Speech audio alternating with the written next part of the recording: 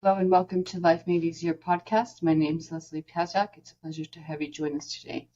Today I have a very special guest. Her name is Phyllis Leavitt, and she is one of the most fascinating women that I've ever read about, and she's incredibly busy. And this is why. Phyllis graduated with a master's degree in psychology and counseling. She began her career around 1989.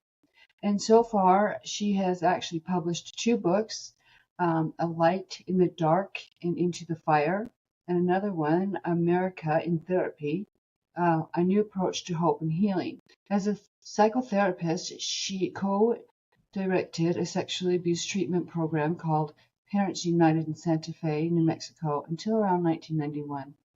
And she lives currently in Santa or Tacos, Tacos. I can't pronounce that right. Huh? Tao. Oh, Tao, New Mexico, right now she's focusing on writing her books and such. Welcome to the podcast, Phyllis. Thank you so much for joining me. well, thank you for having me here with you today, Leslie. I really appreciate the offer, and I'm looking forward to our conversation. I am too. So truly, there's a great deal that I really want to discuss during this podcast because some of it hits a little personal for me. And then other parts of it is just fascinating to me about the aspect of your book in regards to American therapy and such. And so this is really going to be a really great subject. But first, I really want to begin. I'm familiar with the terms counselor and therapist and also having a psychiatrist. But I'm unfamiliar with psychotherapy, with that term psychotherapy. And I know that other people might be as well. So could you just take a few minutes to explain what that is exactly? Yeah, a psychotherapist really works, at least the way that I was trained and the way that I work. We work to try to heal some of the originating wounds that a person has, or some of the dysfunctional conditioning that they received early in life, especially in their families of origin or their close communities. Um, the dysfunctional messages that we've received that have left us feeling less than or not powerful or unlovable or unworthy or not intelligent, or for some people the message they got was that they were ugly or stupid, or not wanted. Many people have received very negative messages about who they are. And so psychotherapy is really designed to heal the wound that's left from poor conditioning. And it may be from poor role modeling, it may be from being in an unhealthy environment, where you weren't wanted, or the limits and boundaries weren't healthy, or there was addiction, or there was overt abuse. Um, and to really, because what we understand in the world of psychotherapy is that we are not what happened to us. There's an essential self inside of a person that remains untouched by anything that's happened to them, or even anything that they've done that's not so great. And that essential self that we were born with, has great gifts, it has great capacities, and it has a lot to offer, both in terms of our own inner guidance and our self expression in a healthy way in the world. So basically, psychotherapy peels back the layers of our wounding and our negative beliefs and our dysfunctional coping mechanisms, and helps us access our own real source of love and guidance within. And my experience has been that when people are able to do that, and we don't do it perfectly, sometimes it's two steps forward and one step back, and three steps forward and two steps back. But there's usually a lot of progress if a person sticks with the process. And in that process, we find our own inner guidance and we grow out of therapy. And that's the idea. Just like when you go to a doctor, you're hoping that your body will heal and then you don't go to the doctor anymore. So it's really accessing our own gifts, strengths, and guidance from within that I think the best psychotherapy focuses on. So what actually inspired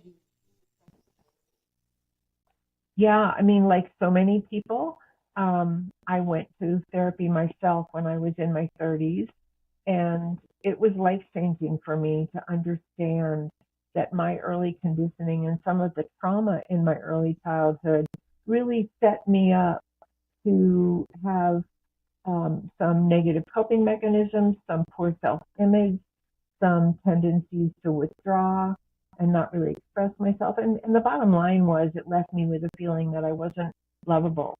And that kind of all came to a head when I was in my 30s. And at that point in my life, people were talking about psychotherapy, which they hadn't when I was young. Um, and I decided to give it a try. And after my first session, I went to the library and took out books on psychology and started reading. And just like a whole new world of self-understanding opened up for me. And eventually I became a psychotherapist myself. Yeah, that's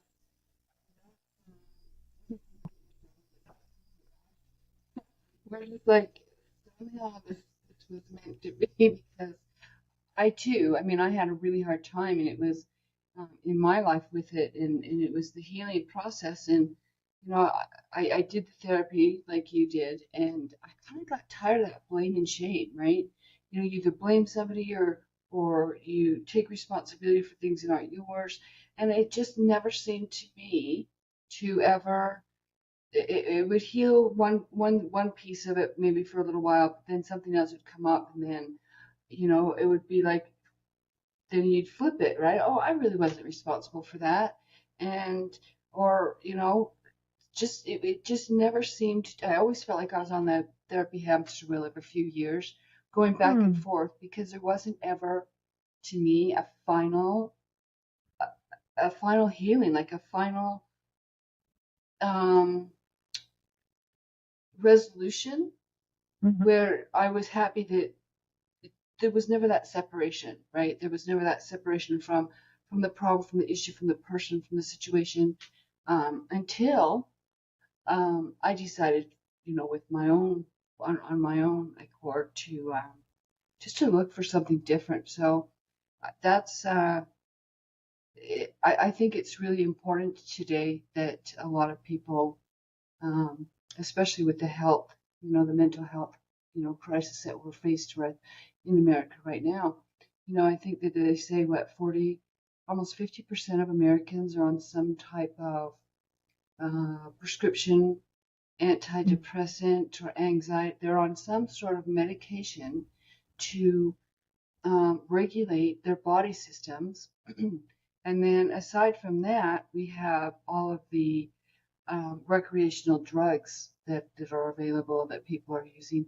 And you can't blame them for looking for relief, right? Because Right, otherwise, I think a lot right. of people would be taking their lives, and it's something, there were points and times in my life where I just thought, oh, I just can't do this anymore. I just can't do this anymore because I can't find those answers, and for so many, it's just suppress them, right? Suppress those emotions. So you've written two books. The first one is A Light in the Dark, and Into the Fire. And the other one is American Therapy. This is the one that really, I mean, both of them sound so intriguing to me. This American Therapy, a new approach to hope and healing for a nation in crisis, which, you know, I really would like to hear about that and how, when you wrote the book, things were at that time. But then now with all these new things coming up in our government system and such, how is that? How is that tying into, or has it changed your perspective since writing the book, or has it confirmed your um, ideas? Yeah, I think and let me just say, the A Light in the Darkness is a separate book from Into the Fire. Those are two Yes. different books. And then American Therapy is the third book. So, but yeah, in terms of America and therapy, I think the basic principles that I talk about in the book are still very alive and, needed and important in the world we live in today. Because I think really what I'm addressing in that book is how do we take an understanding of ourselves, our workings, our reaction patterns, our models for what's appropriate behavior and what's not, what works and what doesn't, how do we approach conflict, how do we settle it. Um, all of those issues that we deal with and that we learn how to deal with in our families of origin and in our immediate communities play out on the larger levels of society. So some people learn to fight, and other people learn to submit, and some people learn to avoid, and some people really learn to sit down and try to mediate conflict and bring people together to compromise and reconnect with one another and cooperate. So we have all different ways of addressing our human relations. We have all different views of men and women. We have all different views of what's right and wrong. And so, we're a very complicated family of America, but I take that model of a family of origin and I look at the family of America through that lens. Are we a healthy family? Are there some parts of our family functioning that are great? And are there other parts that we could really upgrade or that really need to be addressed because they're destructive? Just like you would with a regular family. So you started to write the book America in Therapy because what made you decide to write that?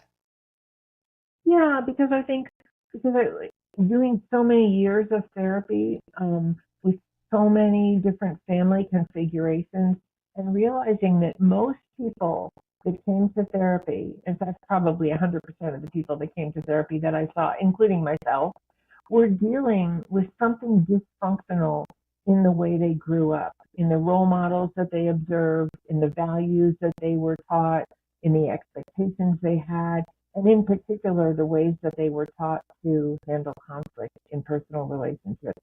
And we have so much divisiveness in our country, and we have so many different opinions, and we have a hard time listening to each other. Just the way people, when they're really activated in their own families or their own marriages or their parent-child relationships or their work relationships, sometimes have a really hard time hearing each other and committing to working things out. Instead, what they often do is just try to dominate and get their way and convince people that they're right and that the other person is wrong. And we do that a lot on all levels of human functioning. And the win-lose model of human relations leaves a loser, and a loser often becomes highly symptomatic because they haven't been heard, their needs have not been addressed, and then they often seek to dominate themselves in some other way. So we're really, I think, as a country, as individuals, and as a human race, we're really trying to evolve to a win-win model of human relations. And I think many of the paradigms and the understandings and insights and the tools and strategies of the best psychotherapy are actually geared toward a win-win. Yeah, I do too. In fact, one of the as I'm building this online learning system and learning website, one of my ultimate goal is to have one of the largest online membership areas for people around the world that have so many, that we all have differences, right? I mean, no two people are the same. And I've, and as I went through my process of healing and trying to figure out who I am and why I'm here, and then healing the things that happened to me, I first had to figure out who I was. Then I kind of intermittently why I was here, but now more so like why I was here.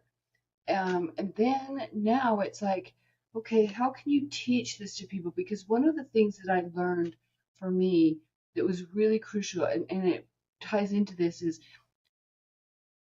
if I can find somebody that has the same core values, meaning morals, values, principles, ethics, standards, but there's other aspects that we're not all going to agree on, right? But if you can look at those differences and say, are these differences? How can I add value to myself from these differences? It's either going to solidify who you already are, it's going to add value to who you are, or it's going to, by, taking, expanding your viewpoints, or it's going to confirm where you are within yourself and say, I'm going to respect that person from where they are because I want to be respected from where I am. But they just confirmed to me. This is another, this is a time when you can sit and say, I'm glad that we have these differences because it made me inside realize I'm okay, and you are too. We're different in these areas, and I'm going to celebrate you, I'm going to celebrate myself because it just proves that I'm an individual and I'm here to do my own thing and I'm here to not conform.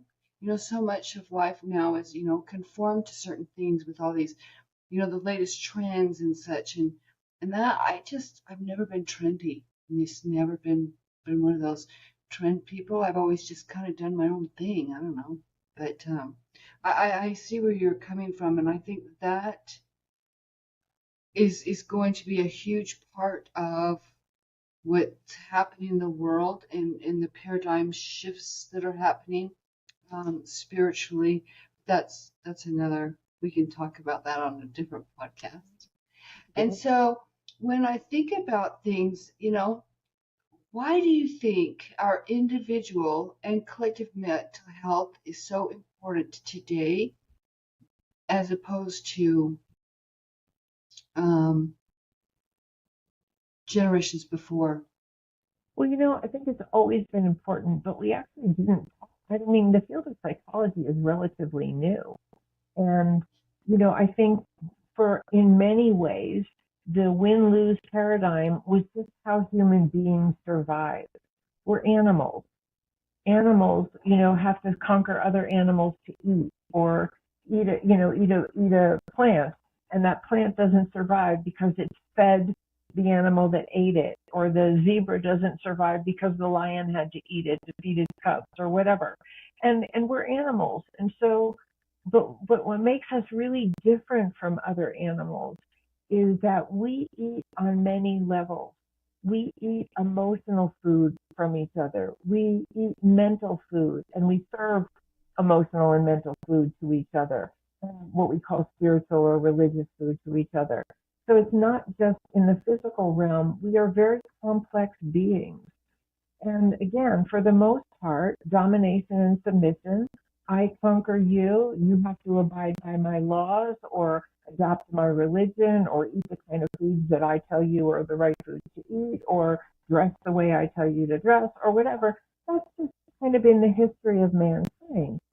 And I think that in the process of being those kinds of multi-level consumers and feeders of one another, that we've created wonderful things, beautiful art, amazing sciences, music, dance, the visual arts, architecture. And we've created philosophies, and we've created different methods of agriculture and, healing, and a million things that we're so creative as human beings. And we've created many ways to destroy each other. Weapons and ideologies that are filled with hatred or discrimination or ostracizing certain people or murdering them. We've created war as well. So I think we have to look at ourselves as both highly creative and also very destructive. And I think that's just in the nature of being a human being. And I think that we are at a turning point. This is my view from my work and my observation of what's going on in the world. I think we're at a turning point as the human race. And the reason why I say that is because right now, and this wasn't true, 100 years ago or 200 years ago, we have the power with the weapons that we have built to dominate and conquer each other. We have the power to wipe out life on this earth. So the stakes of our destructive impulses are high in a way that they've never been before, at least in my understanding of human history. I agree. And that changes everything. That changes everything. And so we have to now look at this win-lose paradigm and let ourselves know, no blame. This is where we've evolved to. There's been some good that's come out of it, and there's some real destruction that's come out of it. What do we choose now for our future, for our children, for our grandchildren, for the viability of the planet itself? If we continue to cut down the rainforest and pollute the water and, put chemicals that are poisonous into the soil and into our food, we have a choice point to make here. And I believe that that is a mental health issue. And the reason why I say that, and it's been made into an ideological issue and a partisan issue and a political issue, but the reason why I frame it as a mental health issue is because mentally healthy people don't want to hurt other people. They want to cooperate. They want to get along. They want to do exactly what you just described, which is honor our differences, maybe even learn from our differences. That's what mentally healthy people do. Mentally healthy people have good boundaries. This is where I end and you begin. I don't take up all the space. I don't know everything. I may have things to learn from you. You may have a contribution to me or to all humankind that is very valuable. It's not my contribution because I'm a different person with a different skill.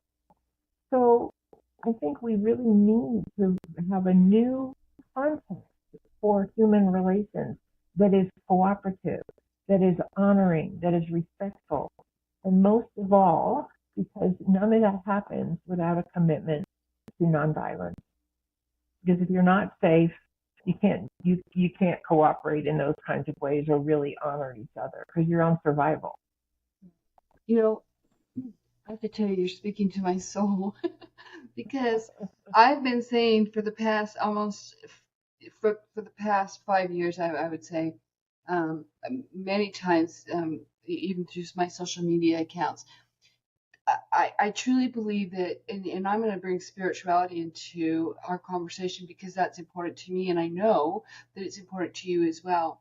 On a, and this this kind of brings both of them together, and truly I believe that when you were saying, we have all this stuff where we can like destroy ourselves, and I think we were at that point. I think that a lot of people that were paying attention realized that we were at that point.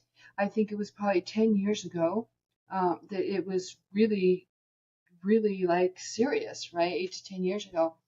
And I believe that as a collective consciousness, we asked for a second chance. I believe humanity asked for a second chance. There's nothing there's nobody that will ever tell me any different. I know that we asked for a second chance. And I know that God is, or the Holy Divine, however you look at it, I look at it as God and divinity, or what He created around Him to assist Him. But so when I say Holy Divinity, I don't mean God, because God is separate from divinity. Divinity to me is the angels. It's the divine aspects of God, right, that surround Him.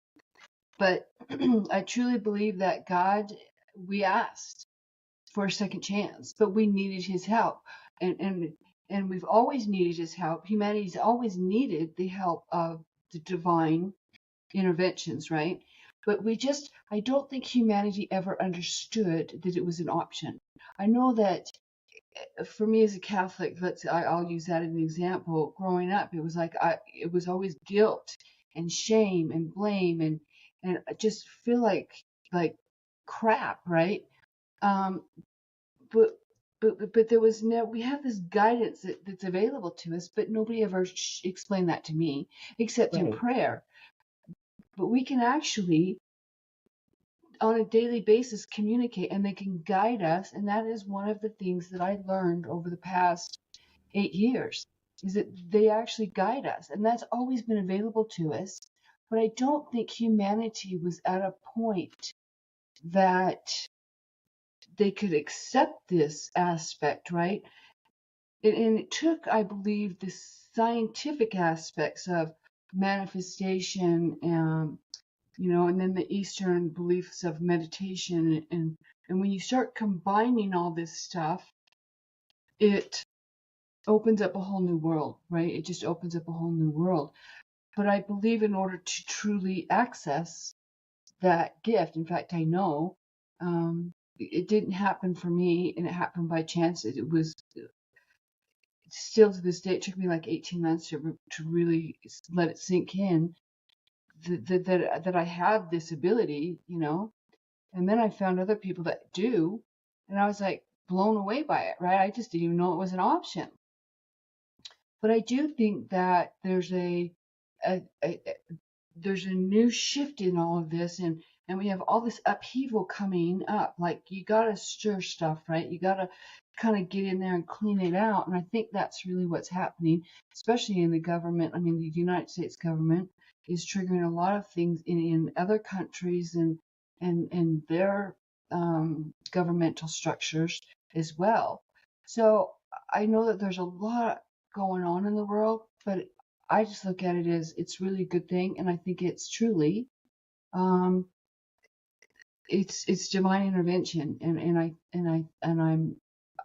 can't even explain to you how grateful I am, because we could have and we could have just destroyed ourselves as a human race, it was there. So what are your thoughts on that? Well, I think that, I think we are at a choice point about just because we can, let's say, build a huge nuclear weapon, should we? Just Right. because we can use it, should we do that? And I think we really have to decide that because, and again, from a psychological point of view, we're looking at suicide, homicide on a mass scale. And when a person is suicidal or homicidal, we say they need help. We try to talk them off the ledge. We try to help them put the gun down and deal with their pain or their anger or their fear or their disappointment, or their blame and shame of other people or their victimization or whatever has happened to them that's gotten them to the point of being homicidal and suicidal. So could we look at ourselves seamlessly and with love as a human race or as a country and say, let's get off this ledge. And what do we need to do that? And what is the underlying pain that's causing so much violence or hatred or discrimination, or desire to act out on other people? Because we could take ourselves out in the process.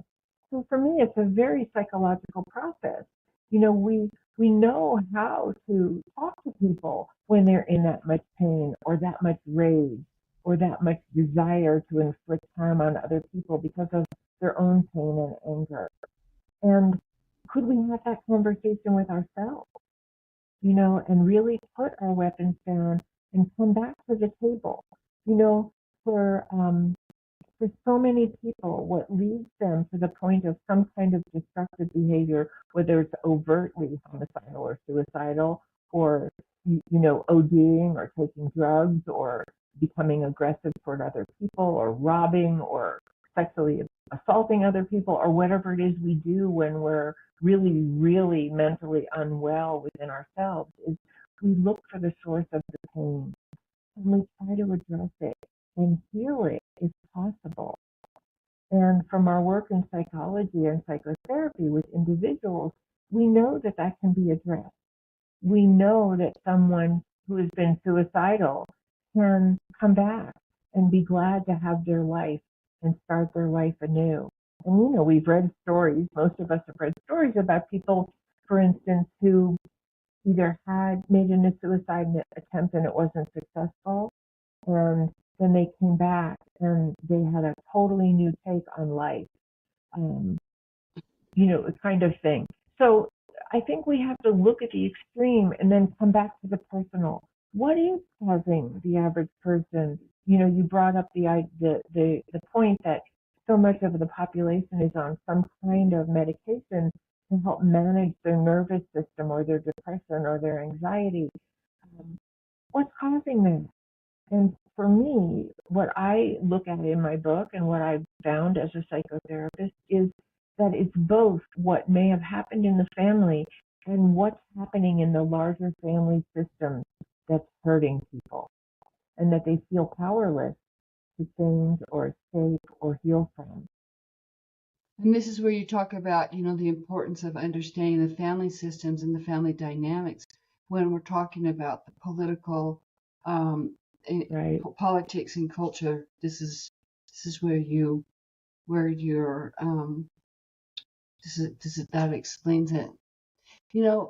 Another question I have is, what happens when dysfunctional behavior goes untreated, and why is that information of a national concern? And now that I think about it, I'll let you answer, but I think we've already answered the question because, go ahead. Yeah, well, I think we've talked a little bit about it, and there's a little bit more that we could say. And and I have several chapters in my book that are devoted to this in detail, with lots of case study examples and some of the psychological understandings and observations that I've made over many years as a psychotherapist. But basically, what happens when a person is not loved well and they're not safe, when they're hurt by other human beings, whether they receive negative messages about themselves, or they're shamed and blamed, or they're ostracized, or they're given really, critical messages like you're stupid, or you're fat, or you're ugly, or you're worthless, or any of those things. You just explained my childhood. You Yeah, just totally explained my childhood. Many people's childhood, and more people than we'd like to know, And really. I never understood that when I was younger, but now that I'm older, I'm seeing it more and more. It's more and more apparent to me. And it hasn't been, it never really was until I hit the age 50. Now from 50 now, probably because I'm almost 58, but over the past 8 years, I can say now I am more aware that it wasn't like, I mean, when you talk about a black sheep of a family, I mean, I felt like the black sheep of the farm, right? That the entire Western United States black sheep, right? Like I was this rare species, but now that I'm older, it's like they just didn't talk about it then. We Right. just accepted it. We just accepted Totally. that that's what it was. Totally. I mean, we didn't even have the language for it when I grew up. So, but basically, what I was saying is that when you're hurt by other people, whether it's the emotional messaging you're getting or you're actually taught things that aren't true, some people hear things like, your family are the only people that will ever love you. Nobody in the outside world is safe. Don't trust anyone. These things are not true. But if you hear them as a child, you believe them because you don't have anything to bounce them off of. And all the way to physical violence and physical abuse and sexual assault, and being, like kicked out, thrown out, ostracized, abandoned. Um, there's all kinds of ways that people hurt other people. We have a variety of symptoms. Our little psyches, when we're children, can't process that kind of abuse and neglect. And so we have to form some kind of a defense. We have to form some kind of survival mechanism. In addition to the fact that we've taken on very negative beliefs about ourselves that aren't true, but they're running the show. And out of those negative beliefs that we've taken on, we decide how we're going to survive. One person withdraws. Another person becomes really aggressive and is a bully on the playground or keeps beating up their siblings. Another person, demonstrates their pain by failure to thrive. They're not learning in school. They're always in trouble. They're talking out of turn in class. Another child survives by becoming obsessed, where they pick at their skin, or they're imagining something that they have to go lock all the doors of the house because they're afraid, and they have to do that over and over again, or they wash their hands a million times to get the germs off, and that makes them feel like they're in control of something that really is out of control for them. Or they become people pleasers, or they become overachievers. Or they are early on addicts, or they get in with the wrong crowd, or they keep attracting themselves to people who continue to hurt them. There's so many Again, symptoms. Phyllis, you you're like, Right? I mean, this is like the blueprint of my life. I mean, everything you're saying, I'm like, oh my gosh, where were you where were you? Where were, you know? Right. It's, Right. yes, it's like, yeah, I'm, oh, And I think for many people, you're not alone. I'm in that group with you. Most people I know have some version of that story. It's the rare person I meet that really had a childhood where they felt totally safe, where they felt really loved, where they felt valued for who they were, where they were encouraged in their individual strengths and gifts, and had really great role models for conflict resolution. I haven't actually met anybody who had all of that. So we have a long way to go in our individual families and in the family of America. But so you asked me what some of the symptoms were, and there's two that I really want to highlight because I think all of those are very important. before you answer that, I just Sure, want to add this sure. to it.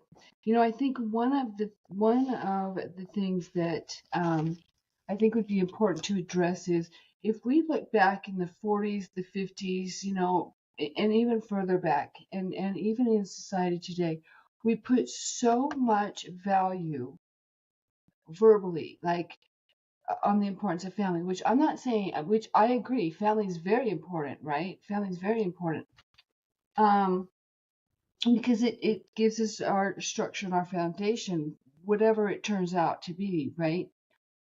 Then we have the holidays, and I think that you have to spend the holidays with your family, and during these times, because of the social ideals and views of what these gatherings or these celebrations are supposed to be, the ideal, right? The ideal, like the ideal family, the ideal celebrations, the Hallmark movie, um, the lifestyle or situations.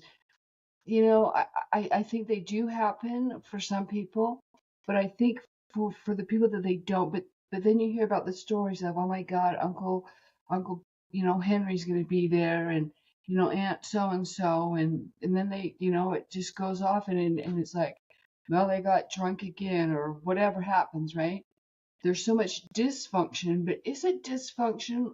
I mean, we look at it as dysfunction, but sometimes that's like human behavior, right? I mean, people are going to have their moods and go up and down, and maybe Aunt Phyllis had an up and down moment during dinner, or or I don't mean to say Phyllis because your name's Phyllis, but I mean Right. maybe Aunt Sue did, right? But is it that we're expecting this ideal Hallmark situation when in reality we could just be saying, okay, this is typical, normal, everyday stuff that people go through. They go through emotional stuff. They have moments where they don't know what to do, or they act inappropriate, or they overspeak, or over whatever. Isn't that accepting that this is how people are, who they are, and it's going to happen even during the holidays? It's going to happen in your family.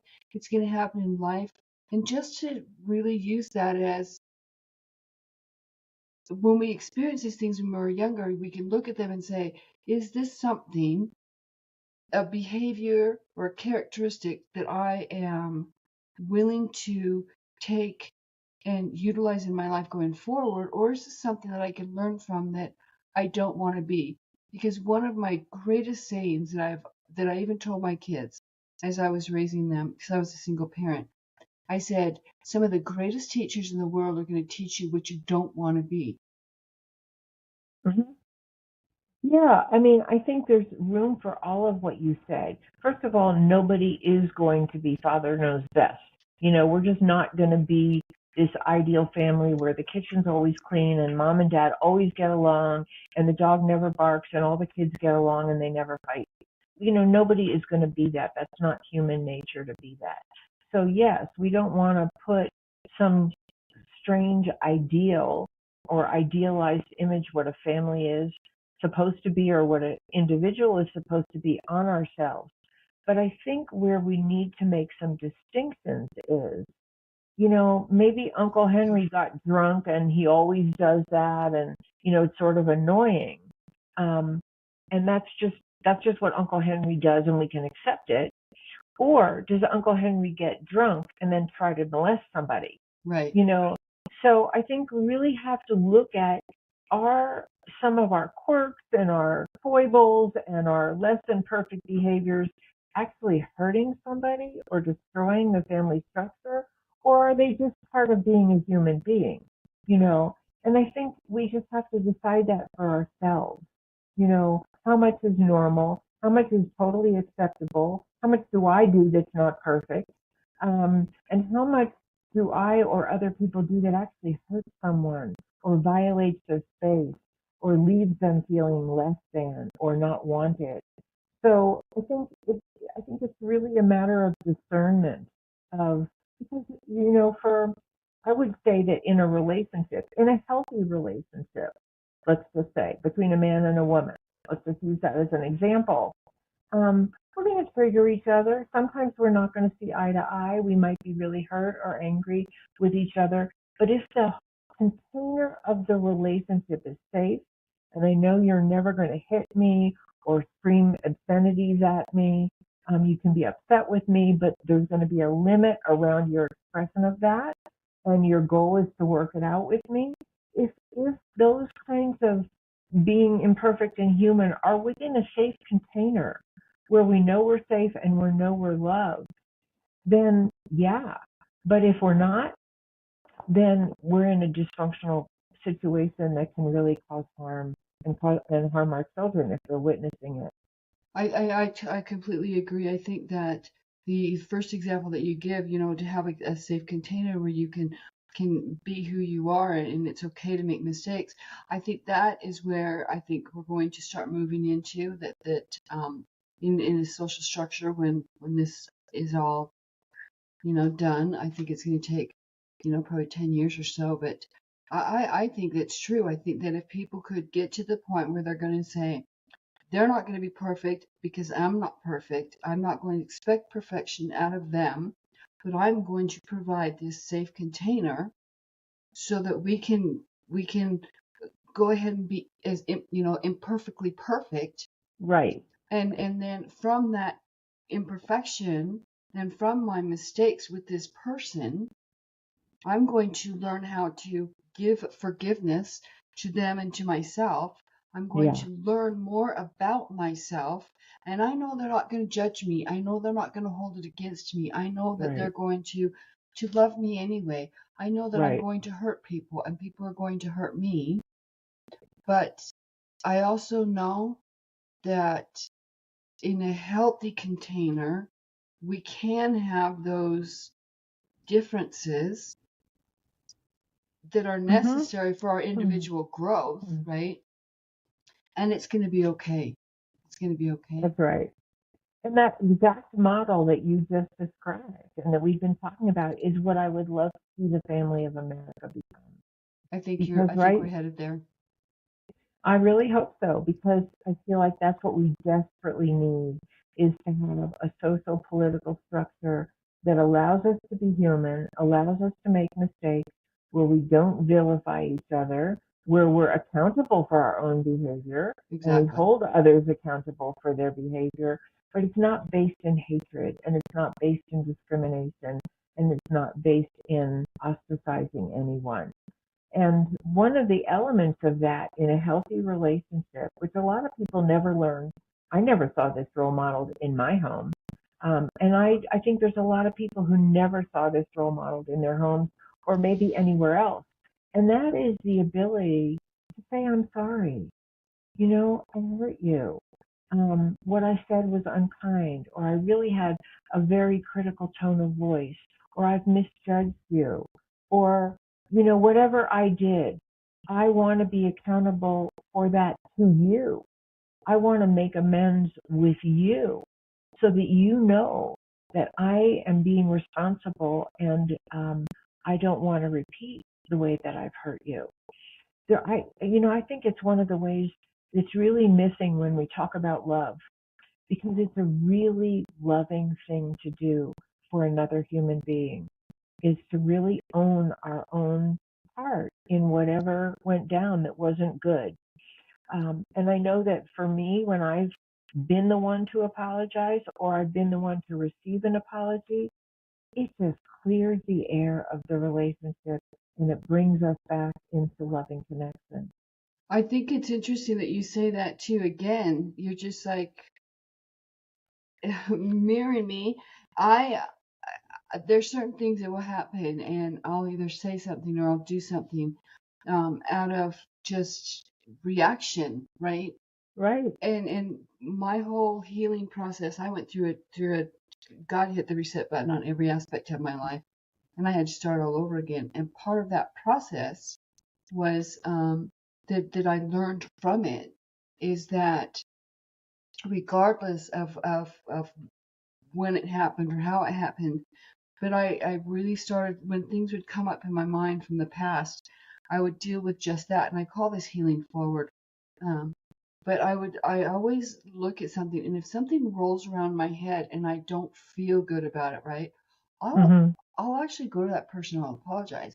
And so many times people will look at me with their twisted, like their heads twisted. It's like, Leslie, I don't know what you're talking about.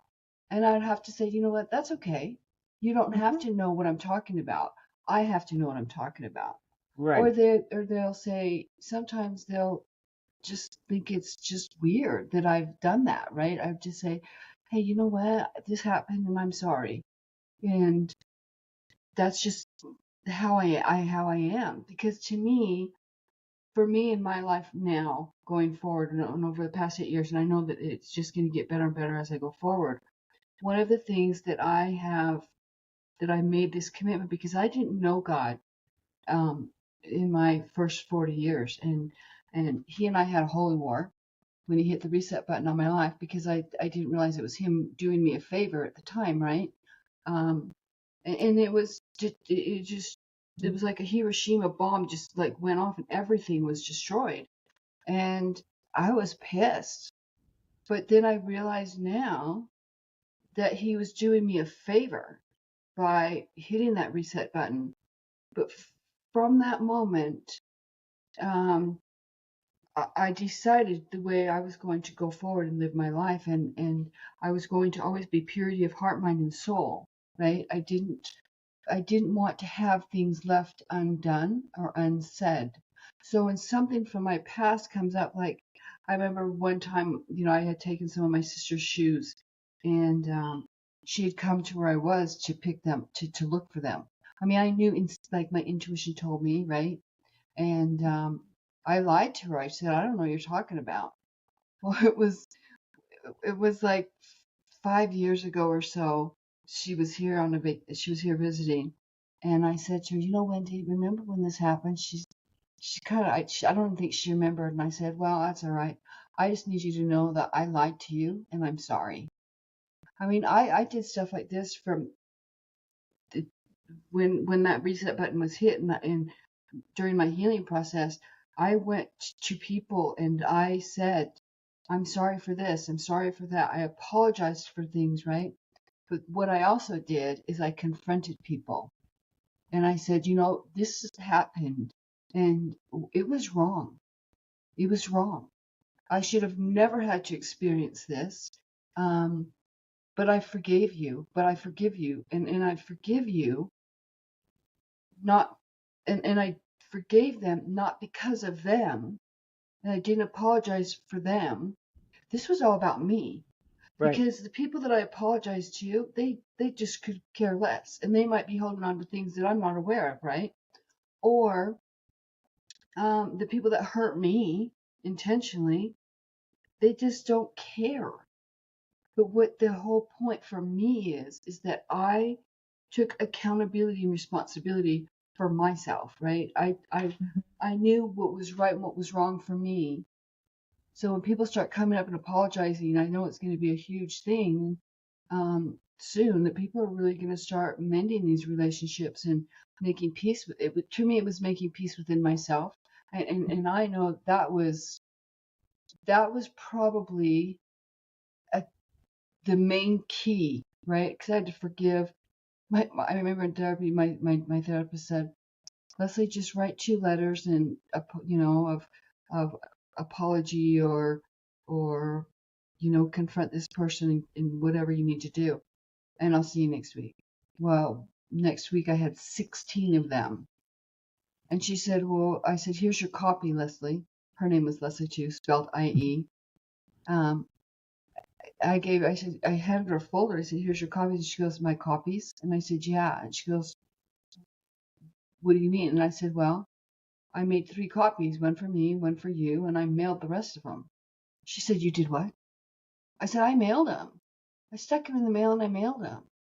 And she said, what about the people that were passed away? And I said, honestly, Leslie, I sent them to the mortician. I sent them to the mortuary. I did. I said, in care of, to the person and in care of. I don't care. I mean, I don't know if the mortician people read it or not, but hopefully I started a movement there. But it was my way of making that peace that we were talking about in the beginning, where you blame or you you blame others, or you take responsibility for things that aren't yours, but it just doesn't make it doesn't it doesn't bring it any resolution when you do that.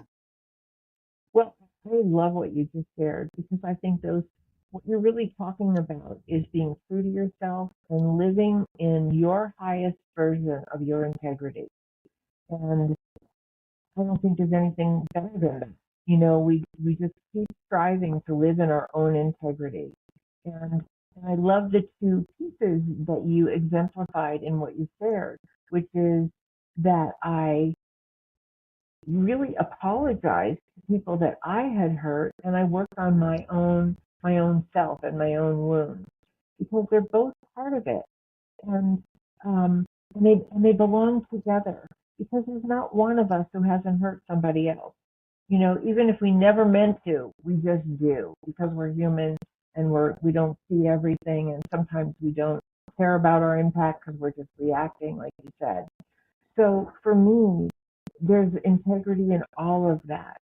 And I believe that they really go together. And I think when people really, and I've had people spontaneously experience this in therapy, where they're working on a childhood wound, where they were left out, or they felt like the kid that nobody picked for the baseball team, or they didn't have enough friends, or whatever. And then they're in the middle of processing the pain that they felt as a child from feeling left out and not belonging. And then all of a sudden they flash on somebody that they left out and didn't include, because that's what healing does. That's exactly what it did. I think that when I made that as I started that process, it made it so that I stuck up for myself, because I was always the one taking responsibility for stuff that wasn't mine. But when I Right. stuck up for myself, right, it made a difference.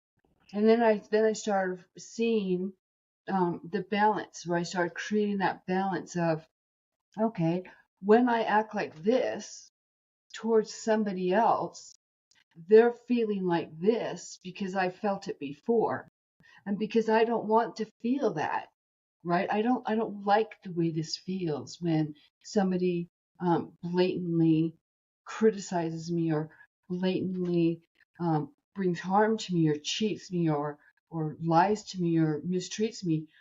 Therefore, and that's what got me, because it was that 360 perspective from the within. And I love when you say this, the essential self. When you go within that essential self, these things are just, then you just know.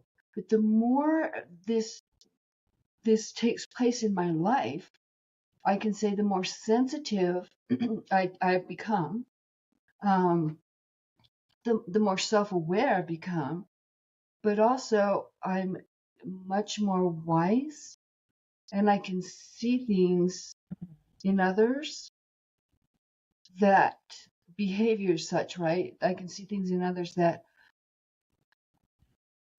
I understand why they act the way they do, why they're lashing out, why they're doing this, why they're doing that, because I've processed that stuff on both sides within myself, and I've become consciously aware of it happening. Yeah, and I just want to highlight something else that you said that I thought was really important, and that is that there's a place, there's obviously a place to make amends and do your own apologizing, and there's a place to stand up for something. Right. And I think the key was when we really feel like there's something that we need to advocate for or stand up for, or not accept as a blame or shame or something like that, that it's really important how we do it. That we're standing up without inflicting some kind of verbal, emotional, or other kinds of violence, like intense criticism on other people. And I think that's a real skill and I think that's one of the things that psychology helps us learn. You can learn it in mediation. You can learn it from getting in touch with your most essential self, which doesn't do harm.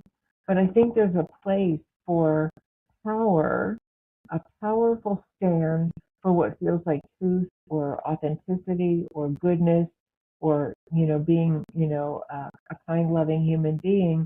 There's a place to make a stand for that without doing harm. And I think that's what we're learning as a human race.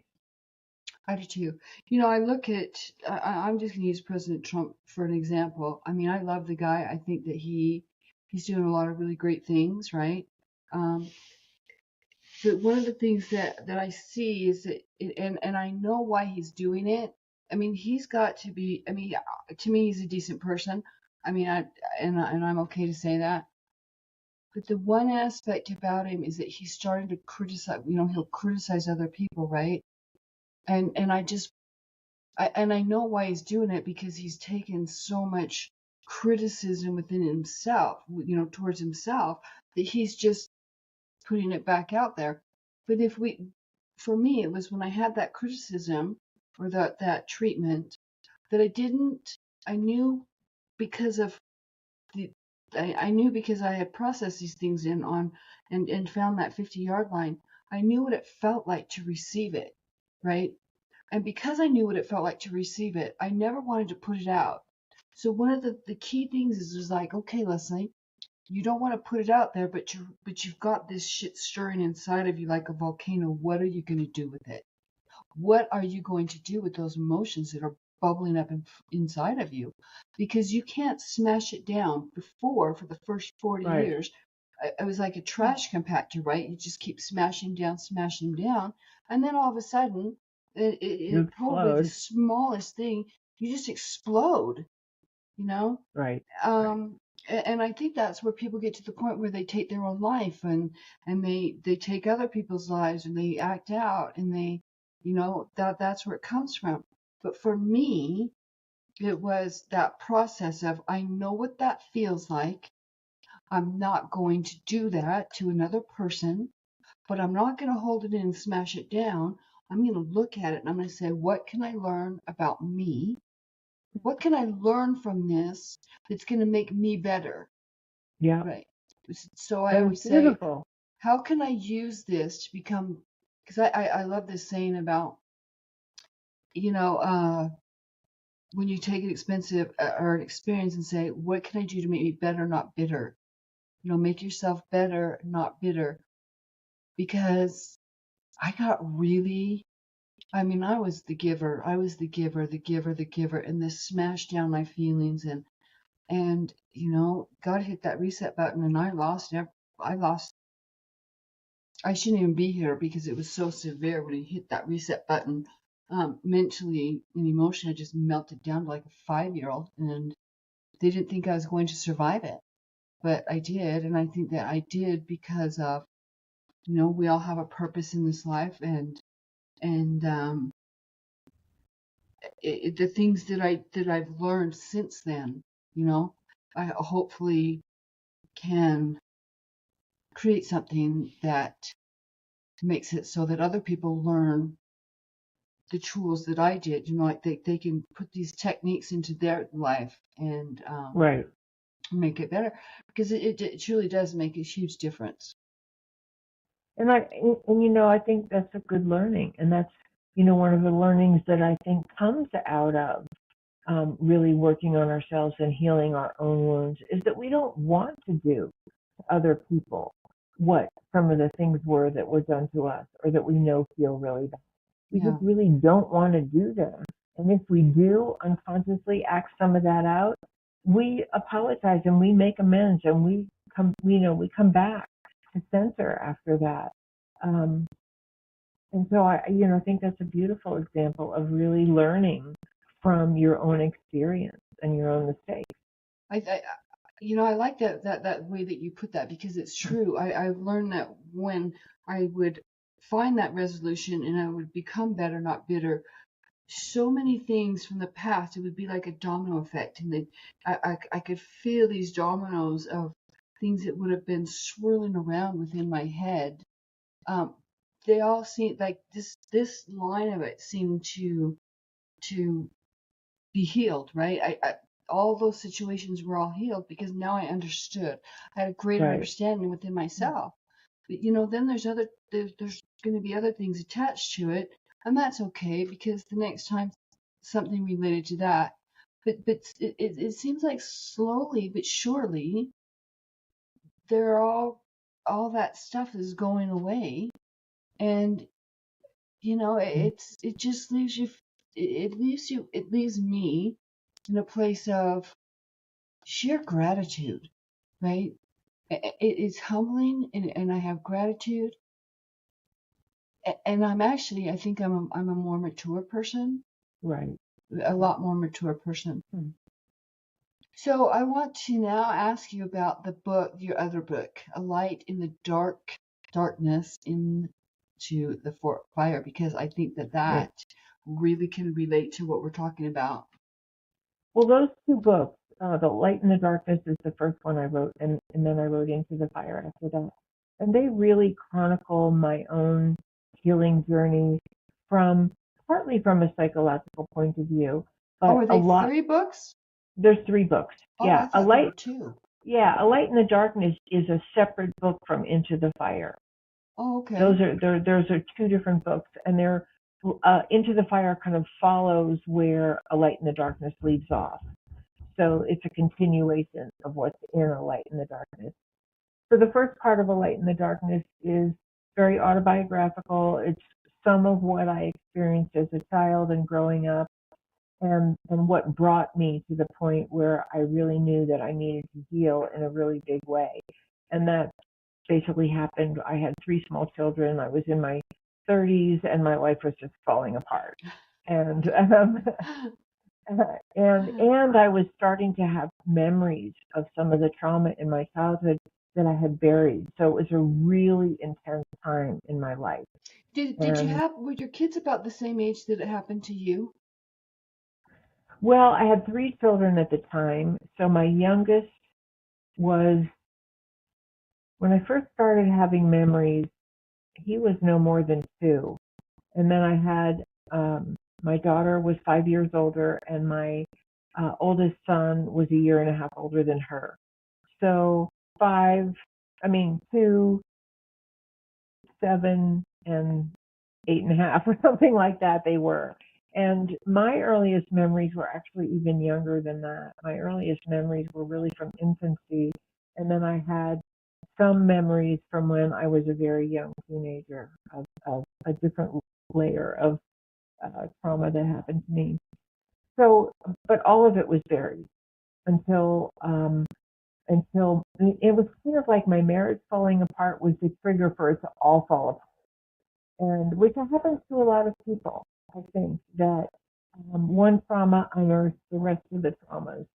And it's not true for everyone, but it was certainly true for me, and it's been true for many people that I've worked with. It was true for me. Yeah.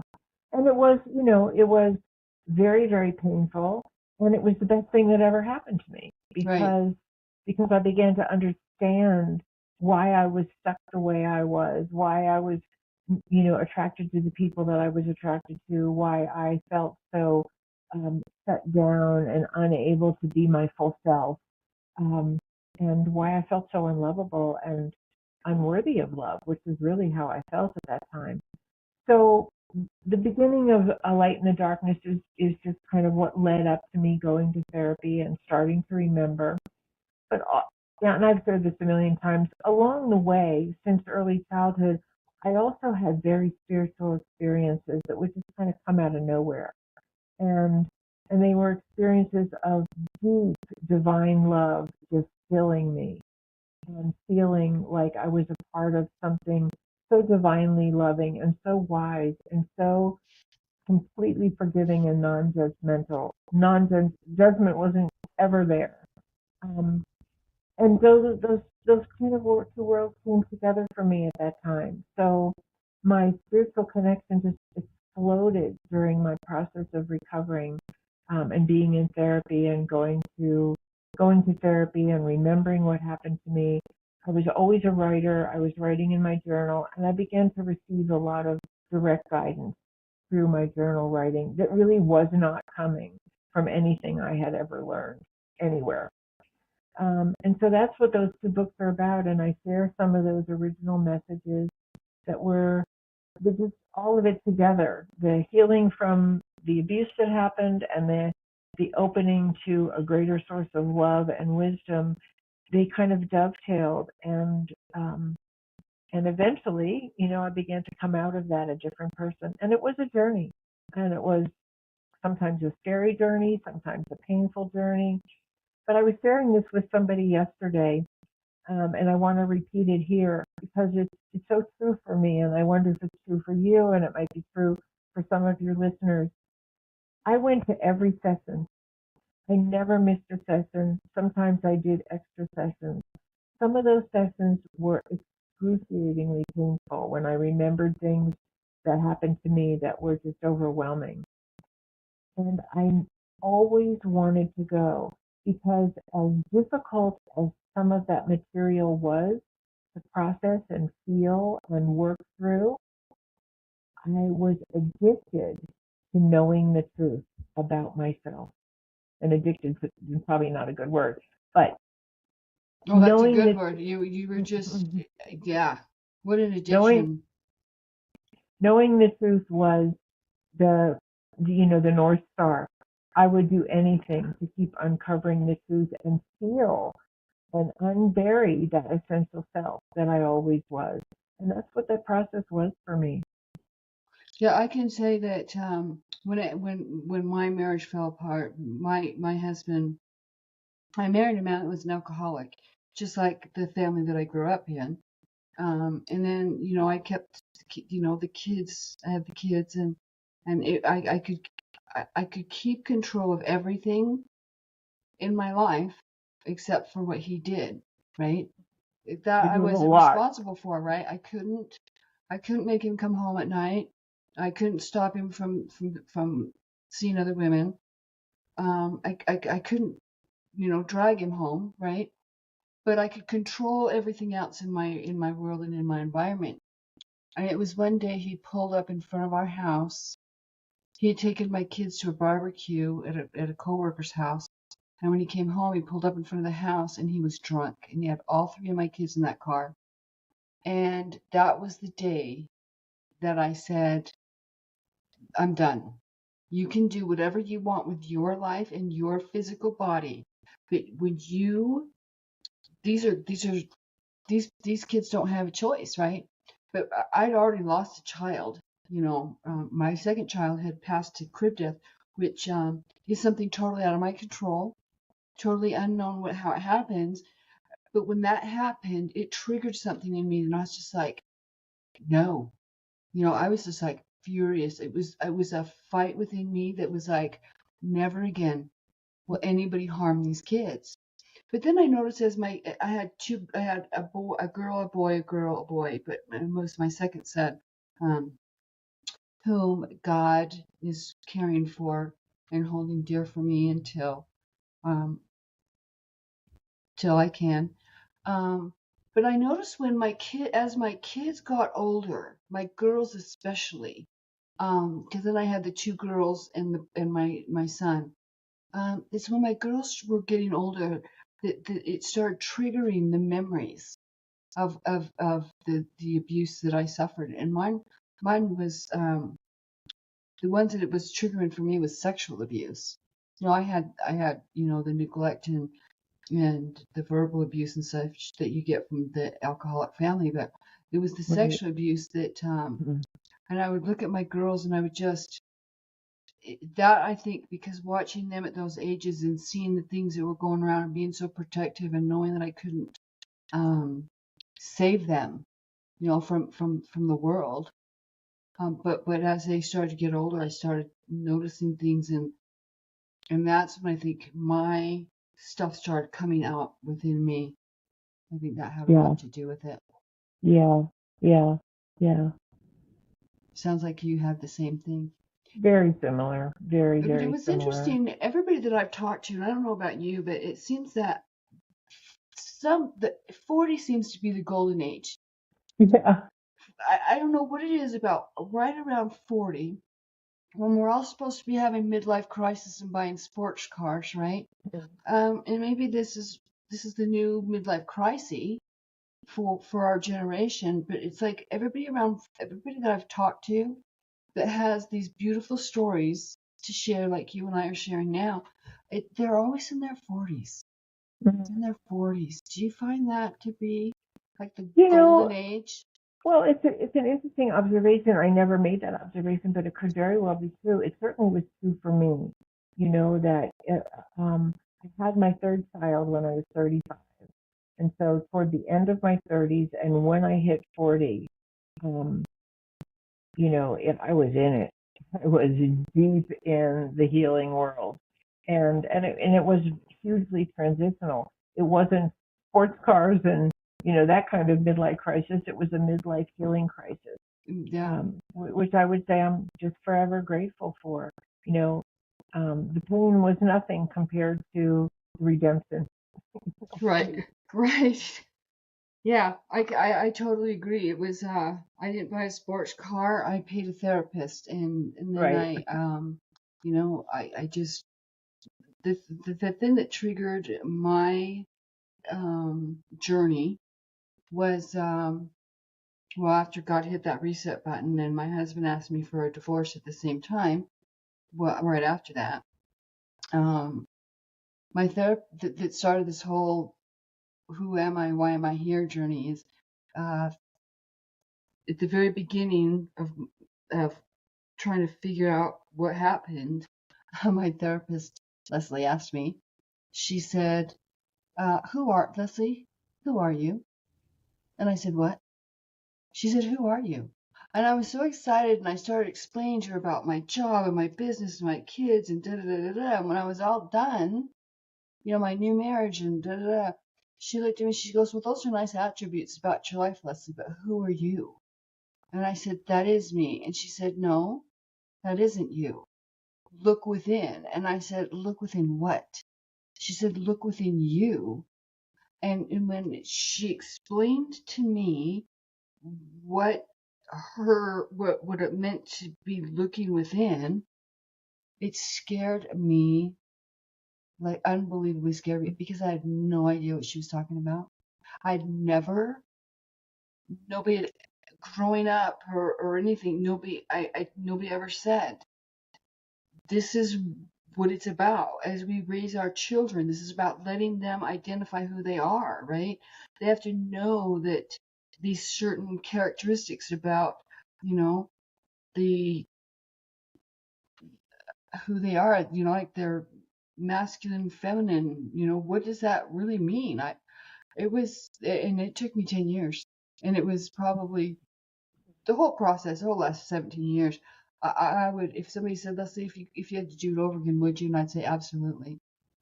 I just want to take what I know now because my Right. 17 Right. years would be like way combined. Right. But God Right. knows what He's Right. doing when He does this to us. I have a couple more questions if you don't mind. No, it's good. Um, I wrote them down.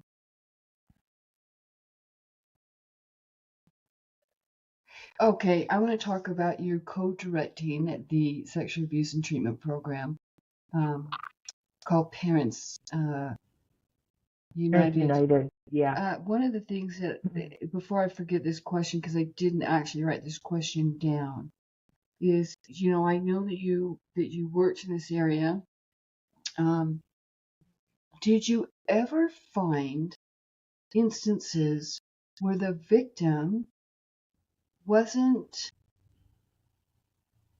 acknowledged, or as a child, right? Everybody knew it happened, but that victim, but nobody took responsibility or um, helped that person? Or is that something that you found more um, when they were adults? Did that make sense? So are you saying that there were people whose history was that the people around them when they were a child knew they were being molested, but they didn't acknowledge it or help them? Yes. Yeah. Oh, absolutely. I mean, I've heard every story imaginable. For some people it was they knew, the parents knew, or somebody knew.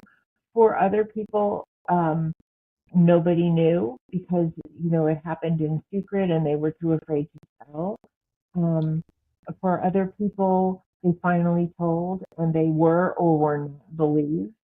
I had a client who finally told his parents. He was in his either in his 30s or 40s, and he finally told his parents that a family member had molested him quite often during his childhood, and they continued to invite that family member to their home.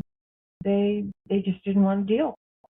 Um, I've, so I think particularly with, well, I don't know if it's different with sexual abuse and physical abuse, but with sexual abuse, there's just a wall of denial that really surrounds that issue for many, many people. They just don't want to know. Um, I had a very interesting story of someone who called the agency when I was working there, and I answered the phone and she wanted to come in. So our program, we had groups for everybody. We had groups for children who had been molested. We had groups for their siblings who were affected by the molest but weren't the victim of the molest. We had all ages of kids. We had groups for the perpetrator who were court ordered, and we had groups for the parents. Like often, it was often the mother, not always, but often the mother who wasn't the perpetrator, but who was married to the person who did molest the children. And we had groups for adult survivors of sexual abuse. So we had the whole gamut. And I got a call from someone who said that her adult daughter, had finally told her that her father, who was deceased, had molested her throughout childhood.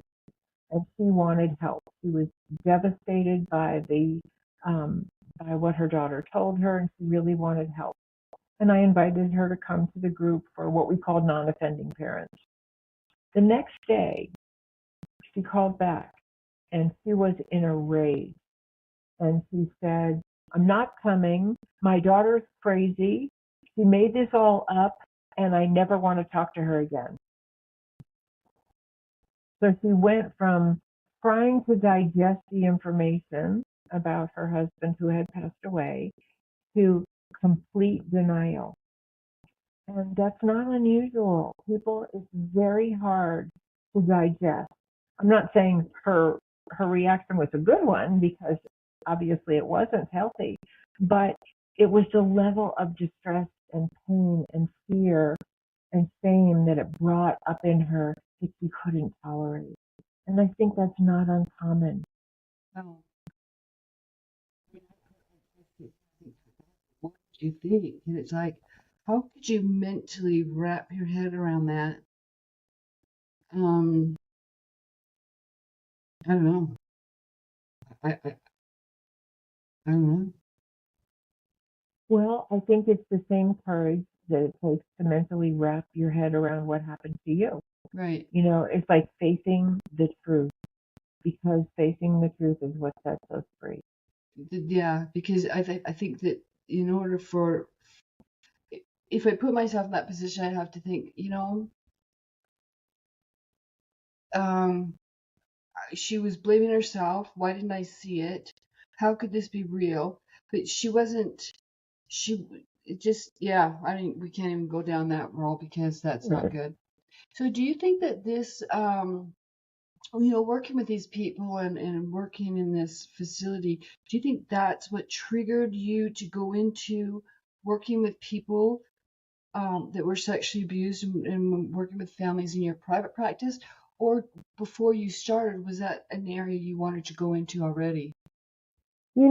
I wasn't necessarily that I wanted to go into that area. It was more that once I became a therapist, and I had done a lot of therapy myself and continued to do therapy myself for quite a while, but once I became a therapist, what I found is that that's what people were dealing with.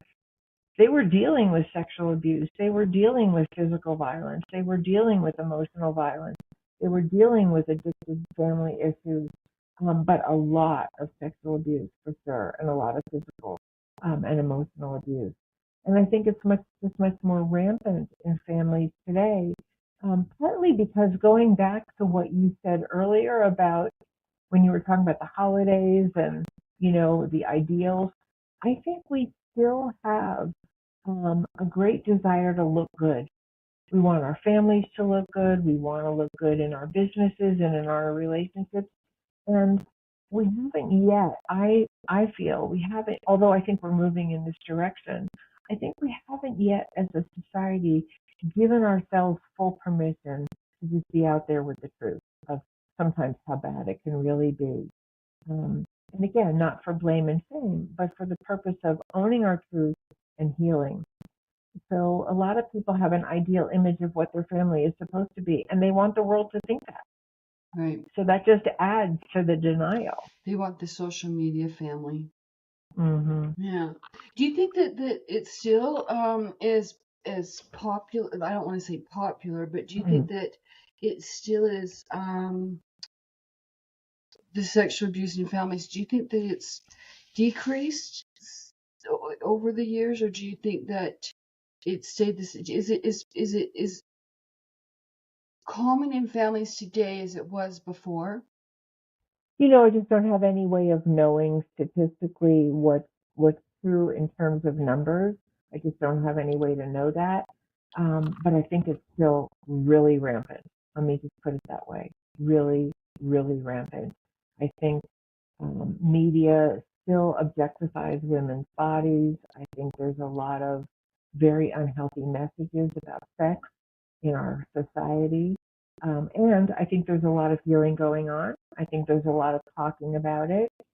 And I still think there's a lot of denial around people who come forward and tell their stories. So I think it's all true. And I don't know numbers. There may be research that would show you numbers, but I don't have it. I have to tell you, I hung on to that anger and that and the frustration and I kind of I feel like I wore it as like this not like a badge of honor, but a like a shield, Yeah. right? Um, but that was the reason, and I wore it proudly because I thought this shield of why I've distanced and disassociated myself from my family is why. And because my mother knew when it was happening when I was younger. It was my oldest brother, and then the neighbor's brother, which was an older gentleman. Those are the two people that abused me. But my mother knew about it, and this was when I was like 5, 6, 4, 5, 6, 7, right? She never said anything. Did never do anything about it until I was like 15. And I remember driving down the highway, and my mom and my sister were in the front seat, and I was in the back seat, and something was brought up about it, right? And she blatantly said, "Well, that's no different than you and John, right?" my brother. I didn't even know she knew. And at that point in time, that's when child locks, when you could flip that switch so kids couldn't jump out or open the door. That's when those cars came out. I think God knew what he was doing with that one. That I pulled. I remember we were on the highway, right? I-15 in Salt Lake City and Wow. whatever it was. But I remember pulling on that door, and because if it would have opened, I would have jumped out of the car because I was so. I mean, the feeling were just, and then as the years went on, it's like, why did you not do anything? Why did you not do anything? Yeah, I had a really, really hard time with that for quite some time. Quite some time. It's not an uncommon dynamic, and there's a lot of explanations for why that happens. I don't know if we want to go into them today, but there are a lot of ways to understand why that happens. It doesn't make it right. It certainly doesn't make it anything that's easy to digest if it was your own parent who didn't protect you and they knew that you were being hurt. But in a nutshell, what I can say quickly is that, that's one of the reasons why we had a group for what we call non-offending parents, because very often they were, now in your case, it was a child that was molesting you, not your mother's partner or her husband, but he's like 5 years. I think he's like 3 years older than me. Right. So part of it is shame and denial. Part of it is that often people have been trained, they've really learned that it is the victim's fault. He must have asked for it, or she liked it, or she should have screamed or stopped it or done something. And there's a lot of blame of victims that goes around. But I would say even the most common issue that we saw with the non-offending parent was that they had their own unresolved abuse, and they just froze in the face of witnessing abuse of their child. They just became helpless, and they explained it away the way they explained away their own abuse. And again, that doesn't make it right. Yeah, it wasn't until recently I realized that my biological father died when I was I think I was like right around 3. I know that my younger brother and I are considered Irish twins. We're only like 18, 19 months apart.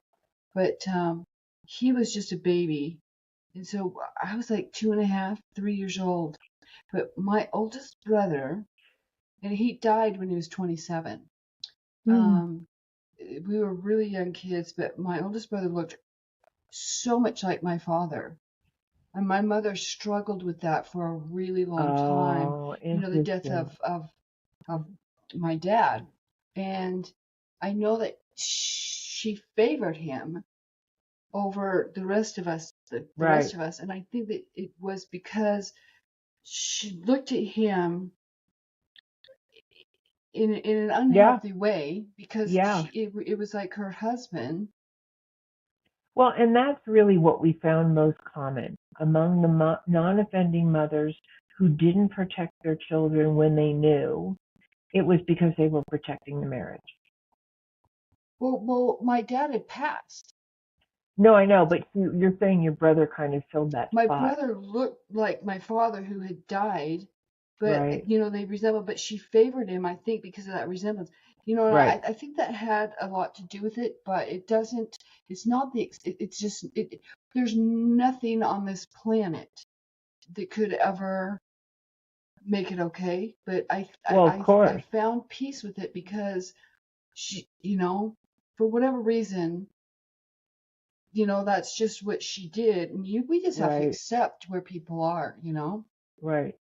Well, it's an odd thing to say everybody really is doing the best they know how to do, because on some level they are, and sometimes the best that they know how to do is really not good. Right. I said to somebody the other day, I said, you know what? I don't think there's a single person in this world that gets up in the morning and said, man, I feel great. I'm as healthy as I could be. I'm just mentally, emotionally, physically, spiritually. I am just flying high. Just so happy. I'm going to go out today in this world and I'm going to see how many people I can just mess up and just Right, screw with and really right. just destroy their lives, right? Nobody healthy does that. We No, just don't. So we when we don't. can grasp that and say, you know what, healthy people don't do unhealthy things, Right, it exactly. makes a huge difference. But then you don't go around the world and start saying, you're unhealthy, point the fingers at people. No, but I think without being mean about it or pointing finger, I think that is what we need to do in the world today to really know But that we the need to do people it who within are ourselves so we can right, learn who we are from that, right? right, right. And If then this to unhealthy, if know, this person's unhealthy actions, I know it's unhealthy, it's triggered me. What's unhealthy within me to trigger it instead of having empathy, right, right? yeah, So let's see. One of the greatest things I think that you and I had in common is the spiritual aspect and understanding this is a spiritual journey. And something I was thinking is, how do you think that spirituality intersects with psychology? That there's, I mean, I can see a definite um, intertwining, through our mental right. processes. Um, Well, I think one way of looking at it is that the healthier we are on an emotional level, the more we've healed our own wounds. And again, nobody does this perfectly or, forever. We're in a process. But the more we work on healing our own wounds, the less we're going to project onto our own unhealed wounds, our shadow side, onto other people. The more we're able to be loving or forgiving or make clear boundaries or stand up for ourselves in an appropriate way or make amends when needed. We're just able to do those things. And part of that is I think the healthier a person becomes, the more they heal themselves or work on themselves or, work on their relationship skills, the less we tend to idealize other people. We know everybody's human. We know people are good and they have their blind spots. We know they have an essential self and they can sometimes act out of their wounds. And so we develop more of a sense of our own equality. And I believe that's what happens. But we develop more compassion because I know my own imperfection, like you were saying, and therefore I can feel more understanding of you when maybe you're not at your best self. And I can appreciate you when you are at your best self because I can appreciate myself when I'm at my best self. Um, so I think the more healing we're able to do on a psychological level, we bring that to our relationship to spirit.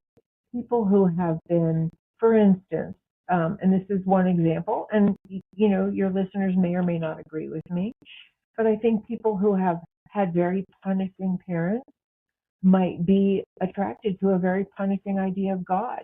Sin and retribution, and you have to always, do better and flagellate and whatever because you're basically bad. If you got that message from your parents and none of that is healed, you might be attracted to that, a religion or a spiritual practice that perpetuates that. If you're if you basically grew up in a loving home or you healed enough to feel a lot of love for yourself and forgiveness for yourself and other people, you might be drawn to a more loving idea of what spirit and God is. And so I think uh, another way that that's really played out, and I saw this because I was in a lot of different spiritual groups when I was quite young, because I was attracted to spiritual practice and I wanted to grow in that way. But in hindsight, and even at the time, some of what I saw was that people were playing out their unhealed wounds all over the spiritual group. They were trying to be the special person or have more authority than others or put other people down or sleep with everybody's wife or whatever they were doing, because we take our unhealed wounds with us wherever we go and we take them into our religious and spiritual life as well. And sometimes then the reverse can happen, which is our connection to spirit can help us heal those wounds and we stop acting them out in that way. That's, that's sort of a very brief way that I would say that spirituality and psychology are interconnected. So I think that this might be a repetitive question, but let me see. So, where do you find the connection between psychological and spiritual health and well-being, you know, in both personal growth and in growth as an evolving humanity or evolving human species? Because we see it all over in nature, but Right, that's just it, you know, it's just the human aspect of it, because plants know what they're supposed to do, right, animals know what they're supposed to do, and it's like an automatic thing. We're the only ones with this evolved brain, right? And we're the ones that are screwing up the most. It's like right. God's probably Well, wondering, what did I I do think there? here, my opinion, this is just my opinion, and anyone else is free to disagree with this because not God and I don't know everything. But my experience has shown me that psychological healing brings us to be a state of more and more loving and cooperative impulses with ourselves and other people. I've never seen somebody heal from childhood trauma or dysfunction and become less loving or less cooperative. I've just never seen it. So I think psychological healing takes us to being more loving, more compassionate, more forgiving, having better boundaries, being able to resolve conflict with less stress and with less harm. And I think spiritual practice does the same thing. I think it takes us to higher and higher states of love and awareness of what we're doing here on earth and connection to our soul. But all of that, to me, and in my experience, is more and more loving, more and more wise, um, may have different knowledge, but it's still based in love and care and brotherhood. That's what I see. That's a really great answer. I just have one more. This the final. This is Okay. the final thing that I have to say. This final word. Um, we're all here on this planet to, in my perspective, other people can agree, disagree, but I know we all have our own personal truth, right? But for me personally, I know that we're all here to create something of value.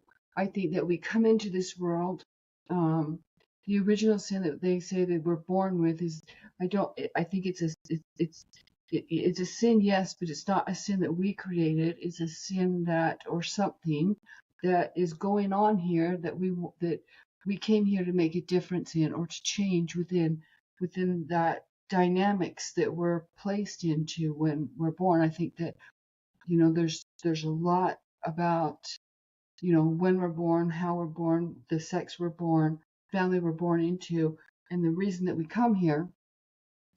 It's all intricately and so precise, right?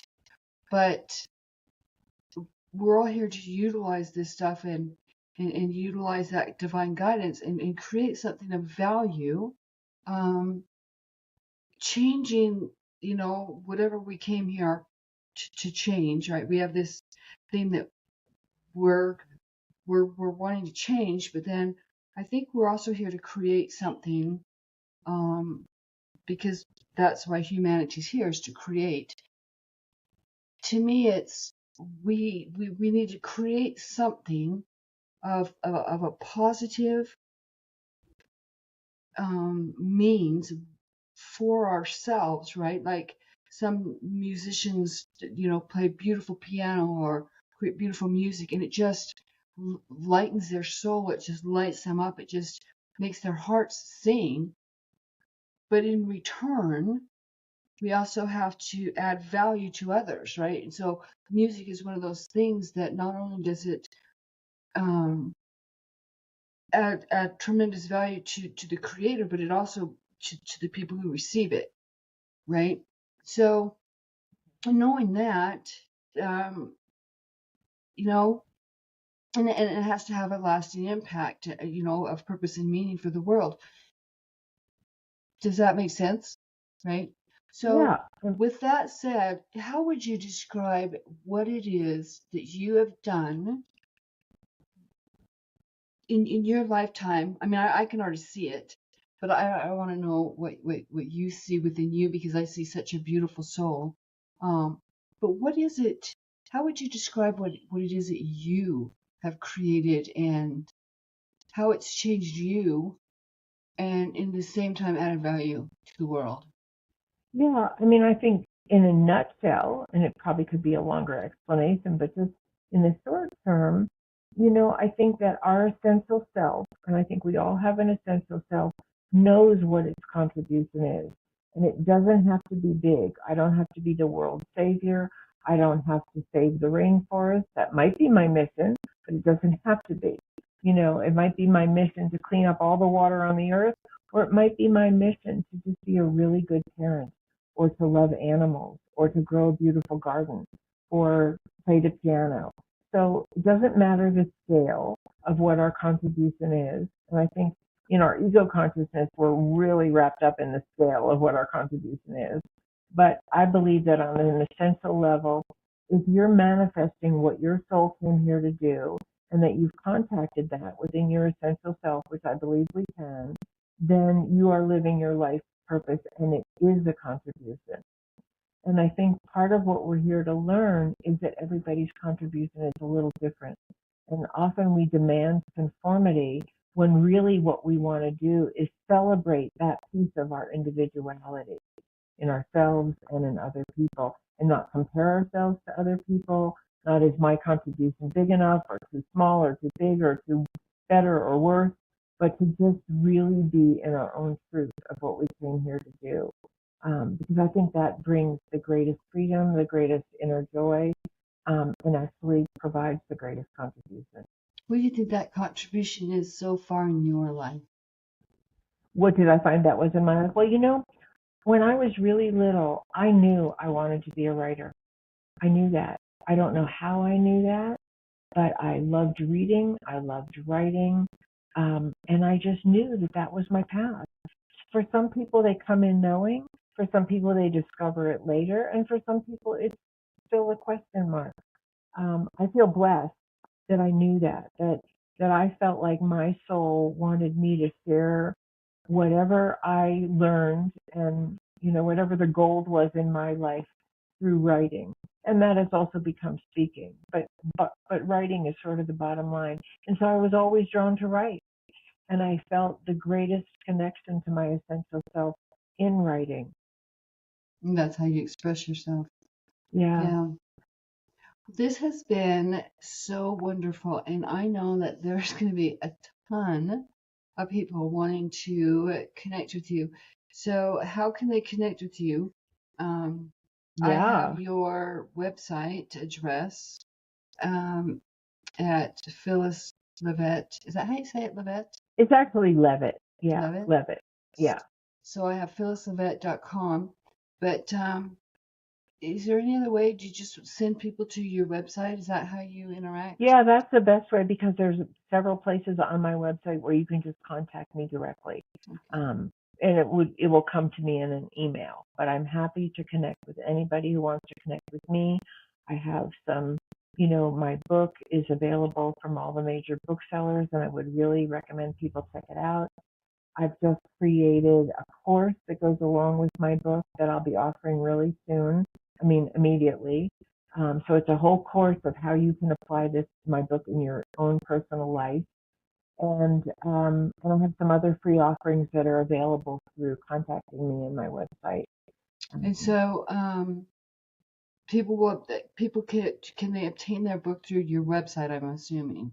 You can order it through my website, but and that's a totally fine way to do it. But my website will just take you to Amazon or Barnes and Noble or wherever, because that's basically where the books can be found. Okay.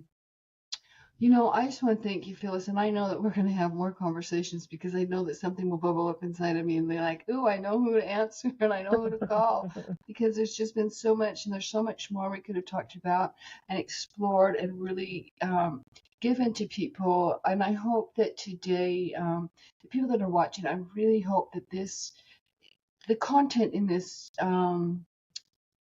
podcast, I just feel that it was really enlightening. It was really positive. I think that I know it fed my soul, and it really makes me feel good. And we talked about a pretty heavy topic. Like, this Right. is really a heavy topic. It's a really tender, um, kind of a difficult thing, that to talk about, to share, to heal in every aspect that you look at it from, no matter, you know, what it, from whatever direction.